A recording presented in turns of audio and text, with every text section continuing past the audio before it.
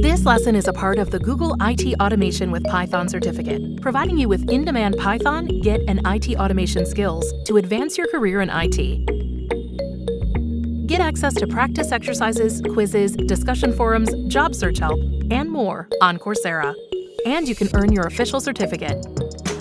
Visit grow.google/itcert to enroll in the full learning experience today.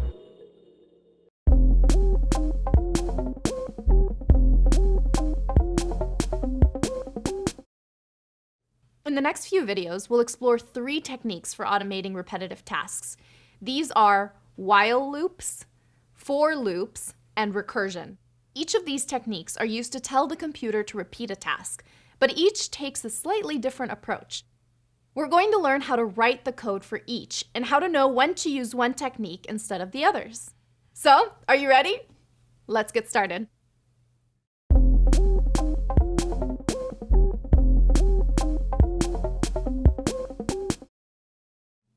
First off, we're going to talk about while loops. While loops instruct your computer to continuously execute your code based on the value of a condition.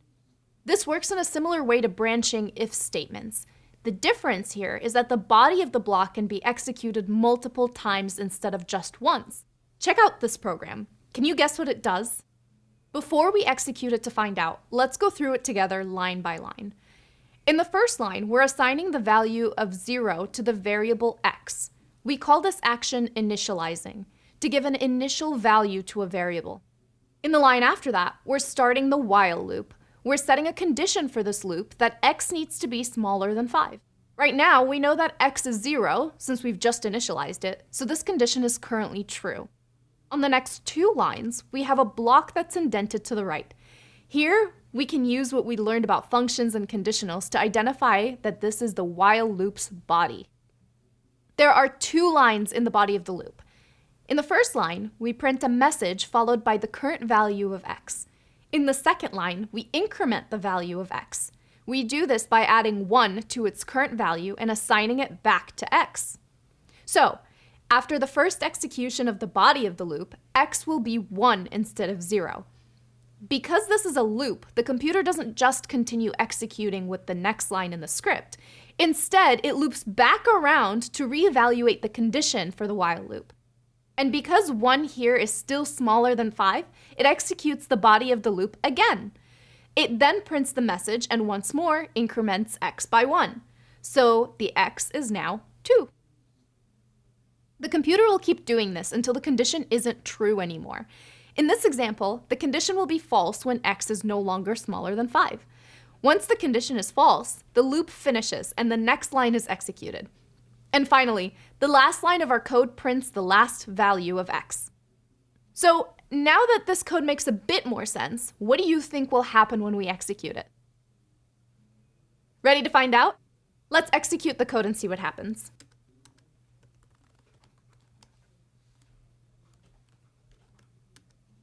So we had 5 lines with the message, "not there yet," and then at the end of the script, the value of x was 5.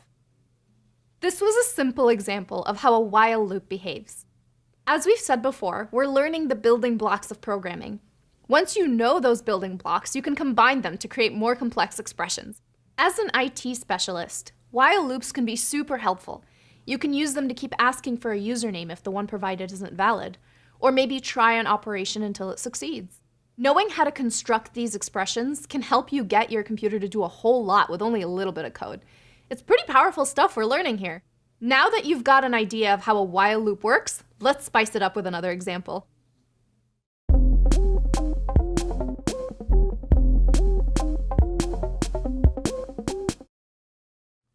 In the last video, we saw a very simple example of a while loop. We looked at a basic syntax of the loop and how it works.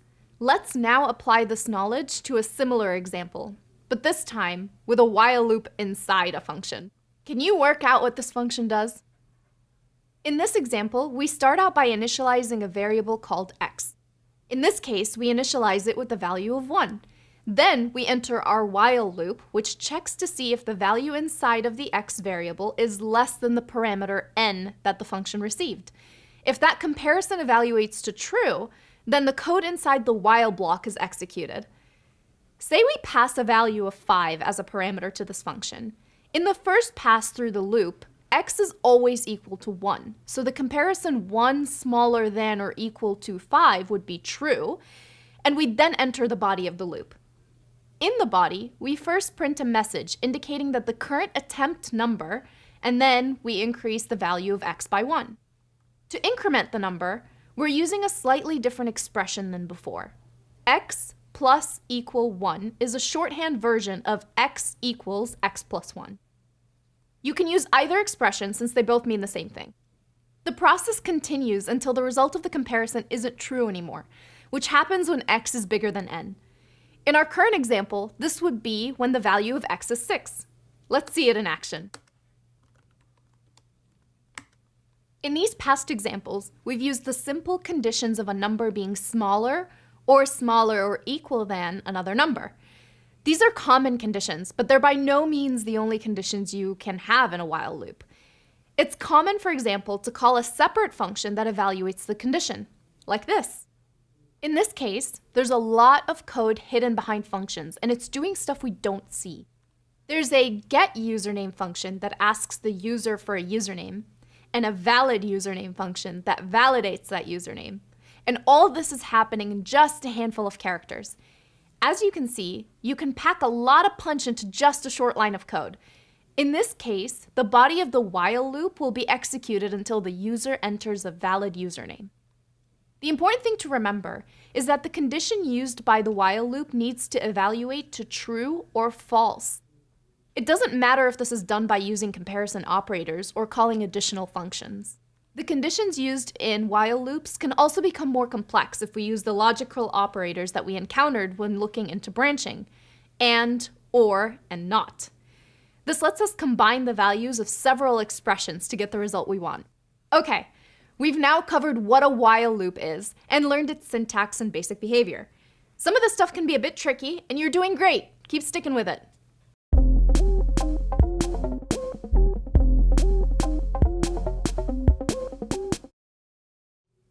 As we've called out earlier, writing loops allows us to get our computer to do repetitive work for us.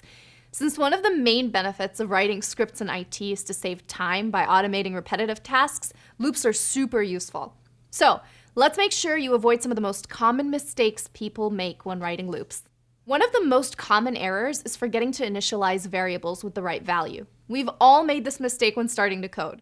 Remember how in the earlier examples we initialized our variable x to 0 in one case and to 1 in the other? When we forget to initialize a variable, two different things can happen. The first possible outcome, and the easiest to catch, is that Python might raise an error telling us that we're using a variable we haven't defined, which looks like this. As we've done with other errors we've come across, we can look at the last line to understand what's going on. This error type is a name error, and the message that comes after it says we're using an undefined variable. It's straightforward to fix. We just need to initialize the variable before using it, like this.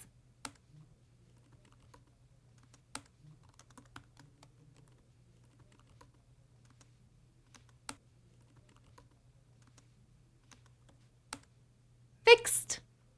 Now, there's a second issue we might face if we forget to initialize variables with the right value. We might have already used the variable in our program. In this case, if we reuse a variable without setting the correct value from the start, it will still have the value from before. This can lead to some pretty unexpected behavior. Check out this script. Can you spot the problem? In the first block, we correctly initialize x to 1 and sum to 0, and then iterate until x equals 10, summing up all the values in between. So by the end of that block, sum equals the result of adding all the numbers from 1 to 10, and x is 10. In the second part of the code, the original intention was to get the product of all the numbers from 1 to 10. But if you look closely, you can see that we're initializing product, but forgetting to initialize x. So x is still 10. This means that when the while condition gets checked, x is already 10 at the start of the iteration.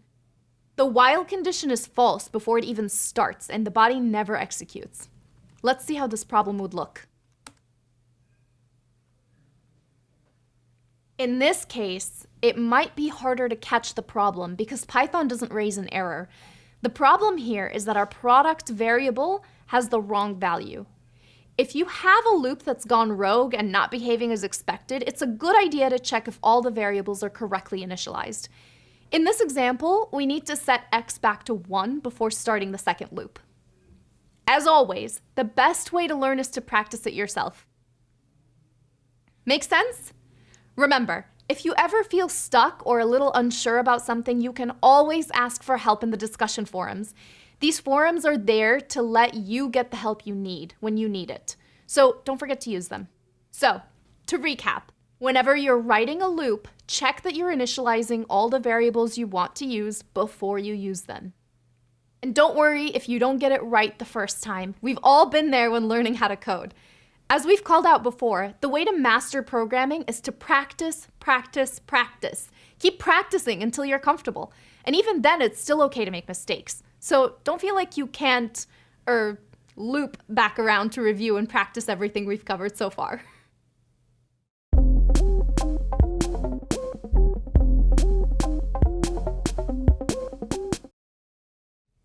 You may remember by now that while loops use a condition to check when to exit.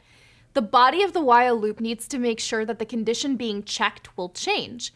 If it doesn't change, the loop may never finish, and we get what's called an infinite loop, a loop that keeps executing and never stops. Check out this example. It uses the modulo operator that we saw a while back. This cycle will finish for positive and negative values of x. But what would happen if x was 0? The remainder of 0 divided by 2 is 0, so the condition would be true. And the result of dividing 0 by 2 would also be 0, so the value of x wouldn't change. This loop would go on forever, and so we'd get an infinite loop.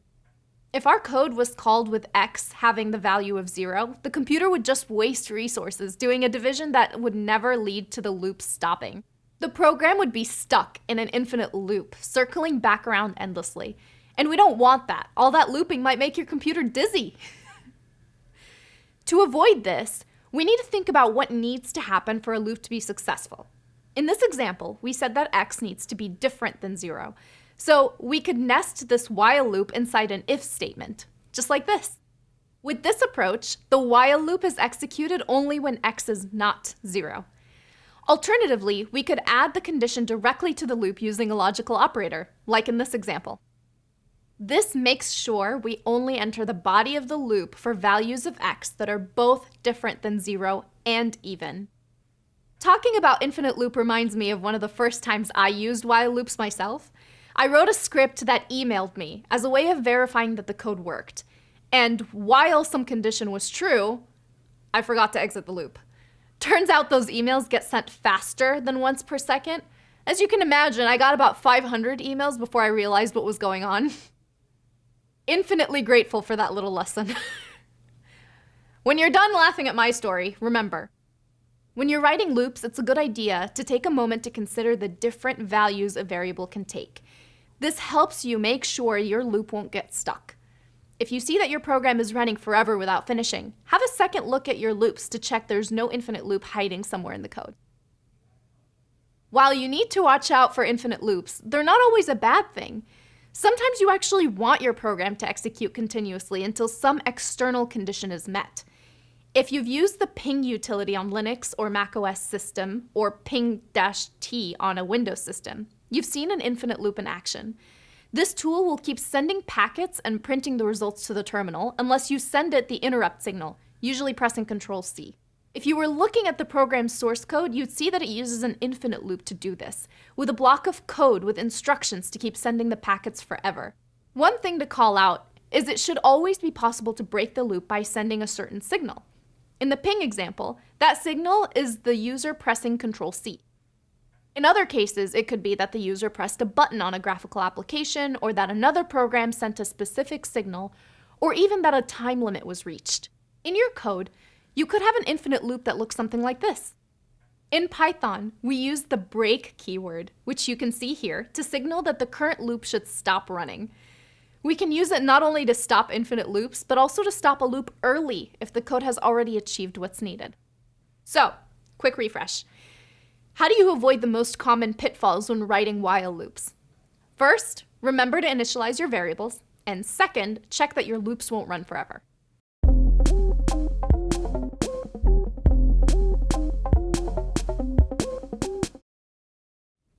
Okay, how are you doing? If all this talk of loops is starting to make your head spin, remember that there's nothing wrong with looping back around and reviewing what you've learned. It's the quickest way to stop feeling like you're running in circles. All right, feeling good? Great, then we're ready for a different type of loop. In this video, we're going to meet the for loop. A for loop iterates over a sequence of values. A very simple example of a for loop is to iterate over a sequence of numbers, like this. Notice how this structure is kind of similar to the structures we've already seen. The first line indicates the distinguishing keyword. In this case, that's for, and it ends with a colon. The body of the loop is indented to the right, like we saw in the while loop, the if block, and the function definitions. What's different in this case is that we have the keyword in. Also, between the for keyword and in keyword, we have the name of a variable. This variable will take each of the values in the sequence that loop iterates through. So in this example, it'll iterate through a sequence of numbers generated using the range function. There are two important things I want to call out about this range function. First, in Python and a lot of other programming languages, a range of numbers will start with the value 0 by default. Second, the list of numbers generated will be one less than the given value. In the simple example here, x will take the values 0, 1, 2, 3, and 4. Let's check this out.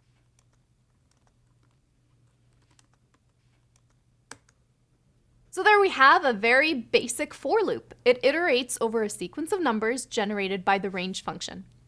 When using a for loop, we point the variable defined between for and in this case x, at each element of the sequence. This means on the first iteration, x points at 1, on the second iteration it points at 2, and so on.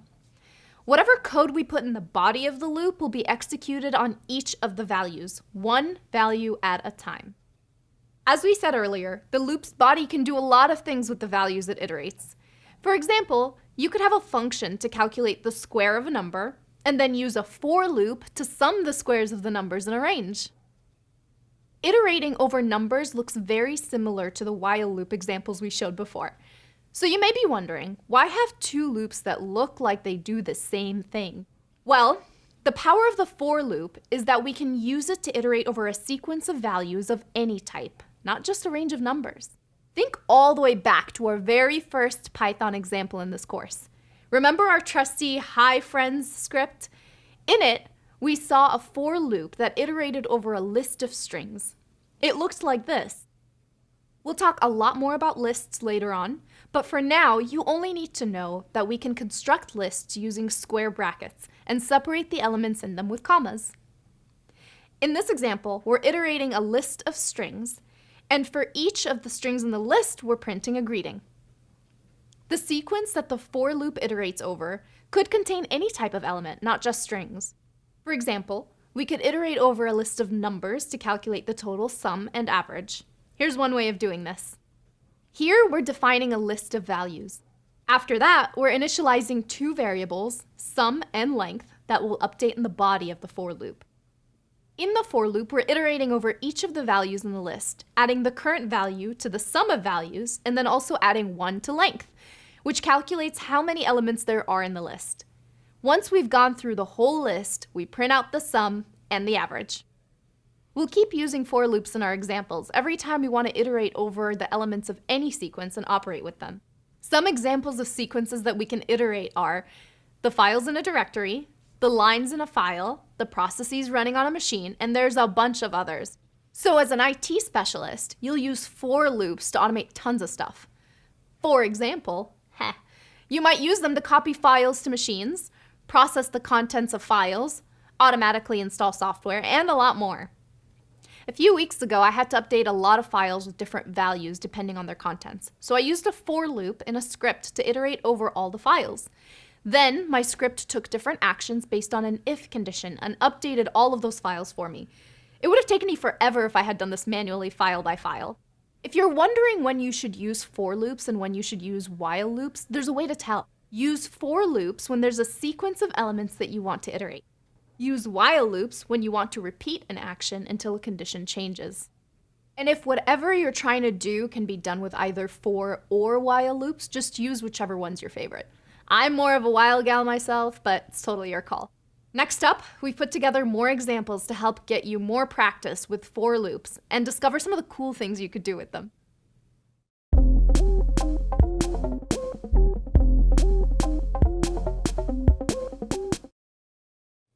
In the last video, we talked about the range function and how it generates a sequence of numbers starting with 0. Sometimes, though, we don't want to start with 0. For these situations, the range function also allows us to specify the first element of the list to generate. We do that by passing 2 parameters to the function instead of 1, like in the next example. Product equals 1 for n in range 1 to 10. Product equals product n print product. In this example, we're calculating the product of all numbers from 1 to 10. For this operation, it's important that we start with 1 and not with 0. If we'd started with 0, the whole product would be 0. Additionally, we can specify a third parameter to change the size of each step. This means that instead of going 1 by 1, we could have a larger difference between the elements. Let's check out this example of when you might want to do something like this.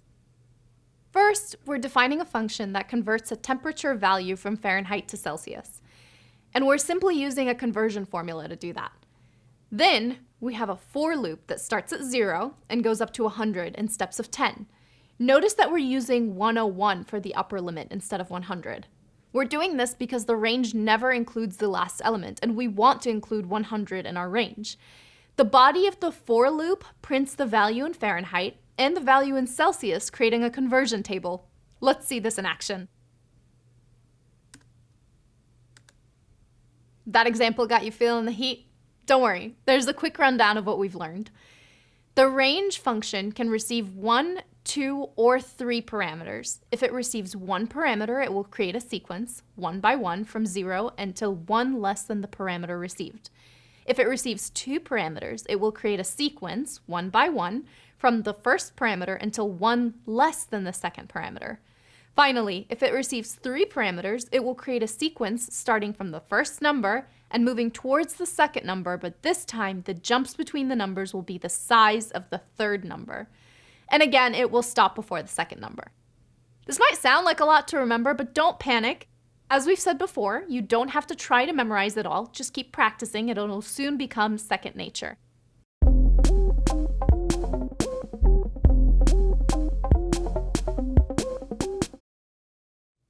You're doing great getting your head around all these loops. I think you're ready for something a little bit more complex. We're going to explore what happens when you get loops inside of loops. Does that make your head spin? Don't worry, we're about to break it down for you with a couple of examples. Have you ever played dominoes before? There's a bunch of fun games you can play with these tiles. In case you're not familiar, each domino tile has 2 numbers represented by a collection of dots carved on each half of the tile. The numbers go from 0 to 6. Tiles can be rotated so that each combination of numbers is represented only once in a set of domino tiles. In other words, the 2-3 tile is the same as the 3-2 tile, and there's only 1 per set. Now, imagine we wanted to write a program that prints each domino tile in a set. If we take all of the tiles that have 0 on the left, we can print tiles with numbers from 0 to 6 on the right. That should be easy to do with a for loop. But what about tiles that have 1 on the left? Well, we need to skip the 1-0 tile because that one was already printed as 0-1. So, we could print a list of tiles with 1 on the left and numbers from 1 to 6 on the right. When we look at 2, we would need to skip both 0 and 1, and so on. Are you following along? How do you think we'd write the code for this? Turning this into code means that we'd need to write 2 for loops, one inside the other. This is what we call nested for loops. Check out how this looks in Python code. For left in range 7, For right in range left 7, print, we're going to do left bracket plus str left plus pipe plus str right plus close bracket end equals space. And print. In this code, we're using a new parameter that we pass to the print function. This parameter is called end. Normally, once print has taken the content we passed and written it to the screen, then it writes a special character that creates a new line called the new line character. If we want print to write something else instead of the new line character, we use the end parameter, like we see in this example. Notice how the second for loop iterates over a different number of elements each time it's called as the value of left changes. Depending on what you want to achieve with your nested loops, you may want both loops to always go through the same number of elements. Or you might want the second loop to connect to the first one. Let's look at a different example. Let's say you run a local girls' basketball league in your town. You have 4 teams that will play against each other in the league, both at home and away. You've stored the names of the teams in a list, like this. We want to write a script that will output all possible team pairings. For this, the order of the names matters because for each game, the first name will be the home team and the second name is the away team. And of course, what we don't want to do is have a team playing against itself. So, what statement do we need to use to avoid that? To do this, we need to use a conditional that makes sure we only print the pairing when the names are different. Check out what this looks like. For home team in teams, for away team in teams, if home team not equal to away team, print home team versus away team. Success! As you can see, nested loops are super useful for solving certain problems, like pairing teams. What it doesn't solve is the question, who would win in a face-off between dragons and unicorns? If only there were some code for that. Anyway, we've seen that nested loops are a handy tool, but we need to be careful not to just blindly apply them to any problem. Why? Well, because the longer the lists your code needs to iterate through, the longer it takes your computer to complete the task. Let's say your manager asks you to do an operation that will run through a list of 10,000 elements. If the operation takes 1 millisecond per element, the whole loop would take 1 millisecond times 10,000 to complete, which is 10 seconds. Now, imagine we add a nested loop that has to go over the same 10,000 elements. This means that each iteration of the outside loop would do a full iteration of the inside loop, which again would take 10 seconds to go through the whole list. So now the whole iteration takes 10,000 times 10 seconds, which is 100,000 seconds. That's over 27 hours. I have the patience of a gnat, so that would definitely not work for me. This doesn't mean we shouldn't use nested loops. They're a useful tool when solving problems that require them, but we need to be careful of where and how we use them. Throughout this course, and ones coming up, we'll look at a lot of techniques that can help us pick the right tool to use for each type of problem. Up next, we'll look into some common errors that you might come across when writing your for loops and what to do about them.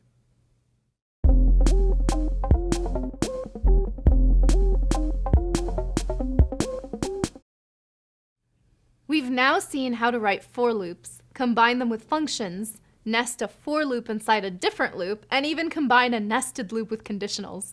Nice job, you're chugging right along. But before we're done with for loops, let's check out some common mistakes you may come across while trying this yourself. As we've called out already, For loops iterate over sequences. The interpreter will refuse to iterate over a single element. As you see here, for x in 25, print x. In this example, we're trying to iterate over the number 25. Python prints a type error telling us that integers are not iterable. There are two solutions to this problem, depending on what we're trying to do. If we want to go from 0 to 25, then we use the range function. So for x in range 25, print x. But if we're trying to iterate over a list that has 25 as the only element, then it needs to be a list. And that means writing it between square brackets. For x in list 25, print x. You might be wondering why you'd ever want to iterate over a list of one element. And that's a good question. Well, this kind of issue usually happens when you have a function with a for loop inside it, which is iterating over the elements of a list received by parameter. Say, for example, you have a function that fixes the permissions of a list of files received by parameter, and you want to call this function to fix the permissions of just one specific file. To do that, you need to pass the file as the single element of a list. Let's check this out with some code we're familiar with, our friendliest of Python examples. Hi, friends. We're going to modify it to have the greetings inside a function. We've defined a greetFriends function that receives a list by parameter and iterates over that list, greeting each friend. But what if we only want to greet one friend instead of 4? Well, we still need to define a list, but with only one element. But first, let's see what would happen if we don't do that. Greet friends vary. Huh, not what we expected, right? Well, what's going on here? This happens because strings are iterable. The for loop will go over each letter of the string and do the operation we asked it to do, which in this case, print a greeting. Depending on what you're trying to do, you may actually want to iterate through the letters of a string, but in this case we don't. So, to sum it up, if you get an error that a certain type isn't iterable, you need to make sure the for loop is using a sequence of elements and not just one. And if you find your code iterating through each letter of a string when you want it to do it for the whole string, you probably want to have that string be a part of a list. We've now learned how to write while loops and for loops. You might remember, for loops are best when you want to iterate over a known sequence of elements, but when you want to operate while a certain condition is true, while loops are the best choice.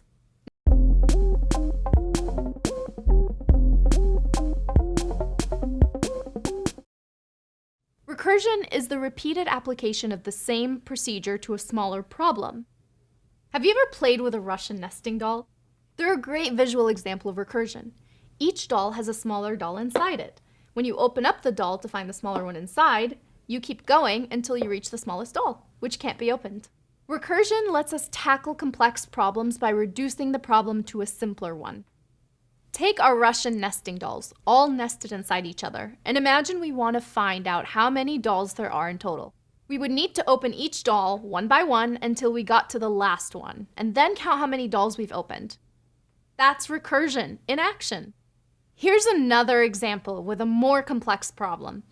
Imagine you're in a line of people and you want to know how many people are in front of you. And let me tell you, I can't stand long lines.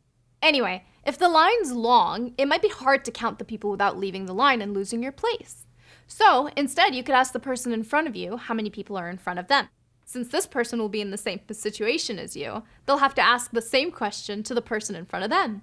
And so on until the question reaches the first person in the line.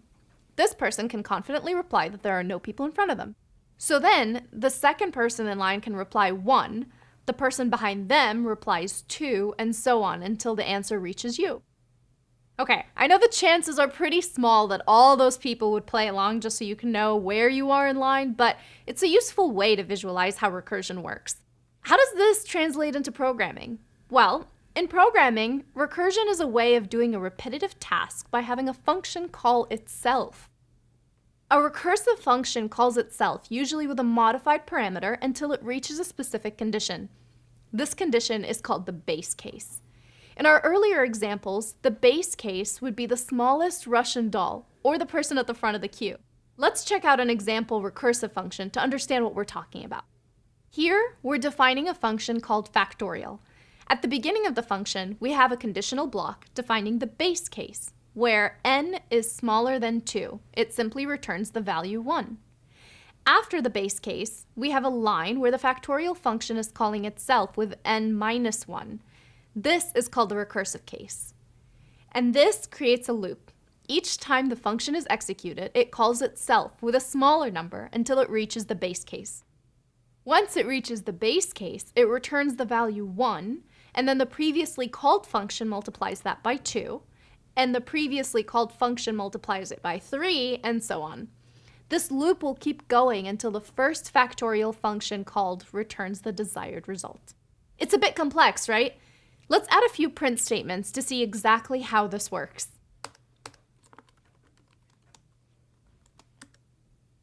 So here we can see the function kept calling itself until it reached the base case. After that, each function returned the value of the previous function multiplied by n until the original function returned. Cool, huh? Next up, we're going to check out some more examples of when to use recursion and when it's best to avoid it.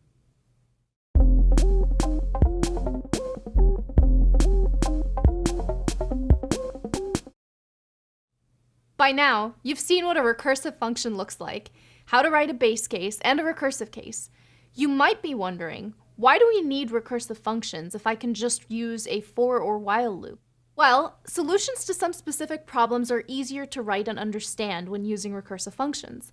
A lot of math functions, like the factorial or the sum of all the previous numbers, are good examples of this. If a math function is already defined in recursive terms, it's straightforward to just write the code as a recursive function.